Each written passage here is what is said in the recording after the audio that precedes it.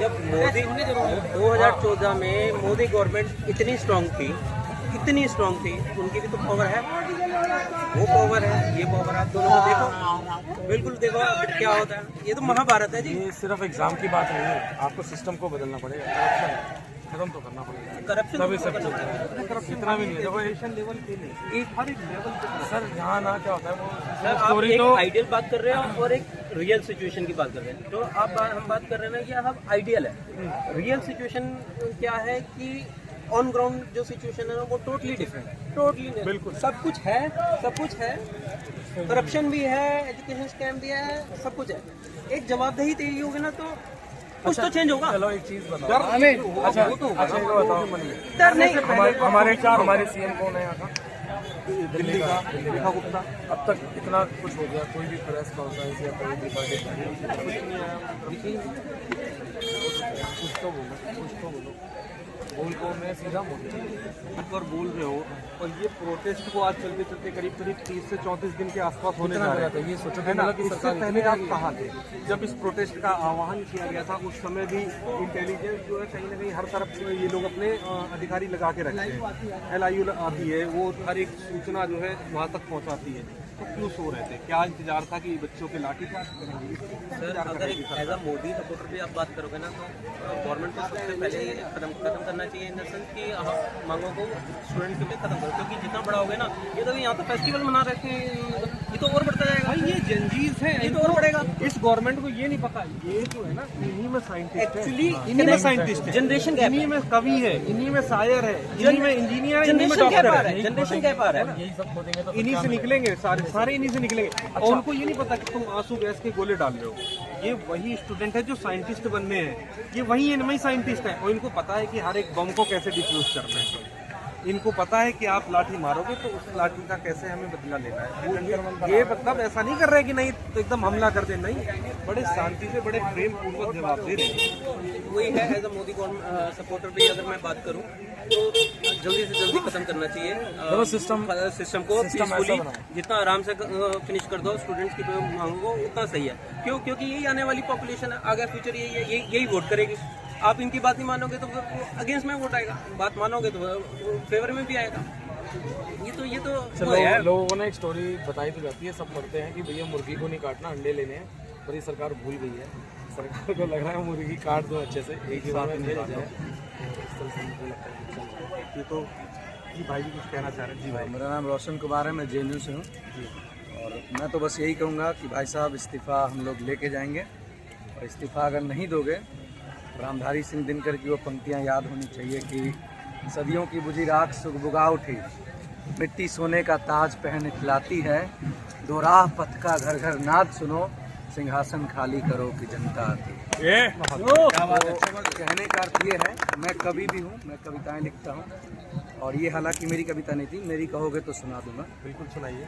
तो मेरी कविता मैं सुनाता हूँ। इससे पहले दो पंक्तियाँ कि धर्मेंद्र तुम हो लीक प्रधान, धर्मेंद्र तुम हो लीक प्रधान, व्यवस्था न तुम्हारी ठीक प्रधान, धर्मेंद्र तुम हो लीक प्रधान, व्यवस्था न तुम्हारी ठीक प्रधान, युवाओं का भविष्य निगल रहे हो, कर्म है तुम्हारे नीच प्रधान, कर्म है तुम्हारे नीच प्रधान।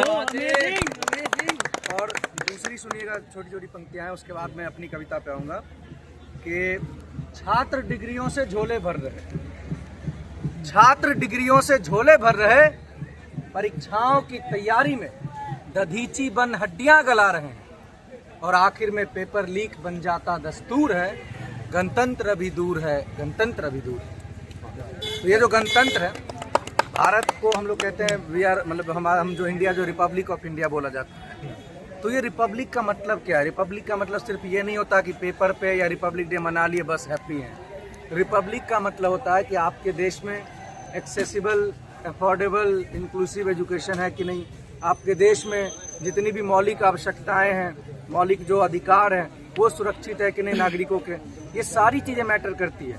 रिपब्लिक का मतलब सिर्फ ये नहीं होता कि हेड ऑफ द स्टेट जो है वो इलेक्टेड बाय पीपल होगा, नो, सिर्फ इतना नहीं है। अरे भैया, हेड ऑफ द स्टेट बनने के लायक हर इंसान बन पाए, उस तरह का शिक्षा, उस तरह की दवाई और बाकी चीज़ें जो मुहैया करवाओगे तब तो हमें ये देखने की ज़रूरत है कि सिटीजन को उस लायक बनाओ, सिटीजन्स के लिए मैं बहुत ही अब मैं खुश हूँ। पहले मैंने इनके अगेंस्ट कविता लिखी थी कॉकरोच, लेकिन अब मैं खुश हूँ कि ये कॉकरोच जो है अब दरअसल नागरिक बन चुके हैं, एक्टिव सिटीजन्स बन चुके हैं। पॉलिटिकल साइंस में एक कॉन्सेप्ट होता है एक्टिव सिटीजन और पैसिव सिटीजन। तो पहले हम सब क्या थे, पैसिव सिटीजन, मतलब एकदम निष्क्रिय थे, यार सरकार जो करना है कर ले भाई, जाएंगे तो मार देगा, हमें डर लगता था। लेकिन अब मैं देख रहा हूँ, पहले हम लोग स्पाइनलेस पीपल थे, रीढ़ की हड्डी टेढ़ी थी, लेकिन भैया ये जो 20 तारीख के बाद मैं देख रहा हूँ एक एक यूथ इतना मतलब पावरफुल हो चुका है, डर ही नहीं रहा है। और बिहार वालों को तो आप जानते ही हैं मैं बिहार से हूँ। मैं एक डिबेट ही इस चीज में करूंगा अगर तो भाई बिहार वालों ने तो इस प्रोटेस्ट में कहा नहीं जाता कि हर कहीं भी जाओ कुछ भी करो, लेकिन उसको इतना आनंद मैं बता बीजेपी का उदय बिहार से हुआ है। इसके पीछे कारण है, इसके पीछे मैं कारण बता रहा हूँ। देखिए बिहार को ना हमेशा से ठगा गया। वो बिहार वो है जो एक टाइम पे पूरे देश का गौरव हुआ करता था। मगध साम्राज्य हम सभी लोग पढ़ते हैं यूपीएससी में, अदर एग्जाम में, हर चीज में जो वहीं से शुरुआत है सब कुछ। लेकिन आज बिहार का हालत ये है कि भैया एक थे सम्राट अशोक और एक है सम्राट चौधरी। कितना डिफरेंस है आप समझ सकते हैं। एक अखंड भारत बना दिया था, पूरे अफगानिस्तान तक फैला दिया था साम्राज्य को, और एक भाई साहब जो 7वीं फेल पास, मुझे नहीं पता, पीएफसी का कोर्स करते हैं तमिलनाडु या कहीं और जाकर। Political science. मैं एक भाई साहब बात करता हूँ, मैंने डीयू से ग्रेजुएशन किया, गोल्ड मेडलिस्ट हूँ, जेएनयू से पोस्ट ग्रेजुएशन किया, लेकिन मुझे मेरा भविष्य का पता नहीं कि भाई कुछ बनूंगा कि नहीं बनूंगा। लेकिन सम्राट अंकल जो है वो बन गए चीफ मिनिस्टर, हाँ हेल्थ मिनिस्टर भी बन गए आराम से। तो ये सब ना हमें बहुत मतलब दुख होता है। तो जिस देश में, जिस इलाके में, जिस प्रदेश में अगर खोने को कुछ नहीं होता है ना इंसान के पास, अच्छा ही नहीं गरीब लोग, तो उसे वो जो है बहुत खतरनाक होता है। और इसीलिए वो डरते नहीं है। उन्हें पता है भाई हम ऑलरेडी जिंदा लाश है, तू वाटर कैनन मारना मार ले भाई, तुझे मतलब वो आंसू गैस के वो गोले दाग ले भाई, हम ऑलरेडी मरे हुए। लेकिन हाँ अगर उनका खटका तो फिर आगे कोई भी हो वो नहीं जानते। तो मैं अब अपनी कविता सुनाऊंगा।